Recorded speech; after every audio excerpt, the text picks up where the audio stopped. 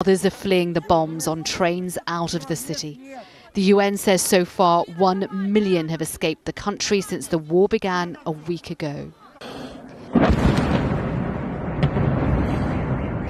In Kyiv, the quiet of the night was also shattered by several large explosions.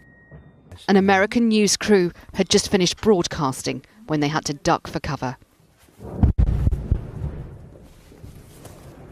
And the village of Horenka on the outskirts of the capital has found itself in the crossfire, a Russian airstrike destroying several homes.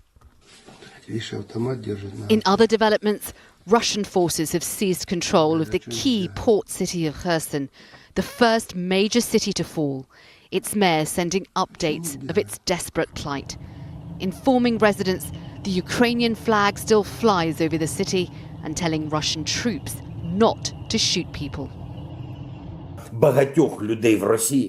While Ukrainian President Zelensky remained defiant. Russians will have no peace here. They will have no food. We'll drive them out. In the besieged city of Mariupol, hundreds of people are feared dead after hours of sustained shelling. Our ITV News team joined the last convoy out when they came face to face with Russian tanks and soldiers. At one point, the tank turret turned our way. We were staring down the barrel. This morning, though, the Russian Foreign Minister Sergei Lavrov compared NATO to the Nazis for what he says is its desire to subjugate Europe, ahead of renewed talks with Ukraine later. While the latest video put out by the Russians claims to show its forces approaching Kyiv. Sejal Karia, ITV News. Let's speak to our Europe editor in the capital, James Mates. James, a week on, what is your assessment of how this Russian invasion is going?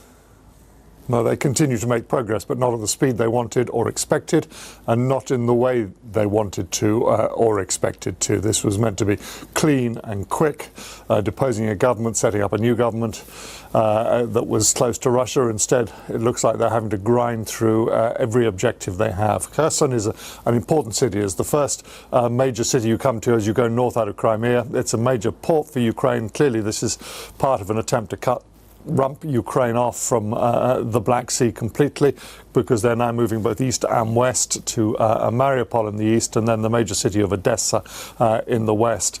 But in achieving this, they are fundamentally levelling these cities to the ground, and whatever they conquer, they're not going to be left holding very much.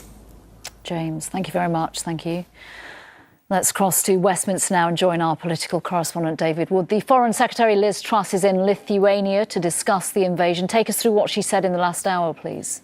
Nina, she wants to be seen to be talking increasingly tough against Russia. So Liz Truss has said the West must keep its foot on the gas in terms of Russian sanctions. And it comes after the Treasury this morning here announced that Russian aviation and space firms would be denied any access to UK insurance. Liz Truss also called on the international community to kick all Russian banks off SWIFT. This is the money transfer scheme. At the weekend, some major Russian banks were kicked off it, but not all of them. That said, the UK is still coming under a lot of criticism at home, but also from other Western countries for not sanctioning as many Russian oligarchs as some other Western countries. There are legal implications that are being worked out, but Liz Truss says that process is being fast-forwarded. The difficulty as this invasion goes into its second week, though, is these sanctions aren't deterring Putin, yet at least. David Wood, thank you very much for that. Do join me if you can for a full roundup of today's developments at 1:30. Until then, enjoy the rest of your day. Bye-bye.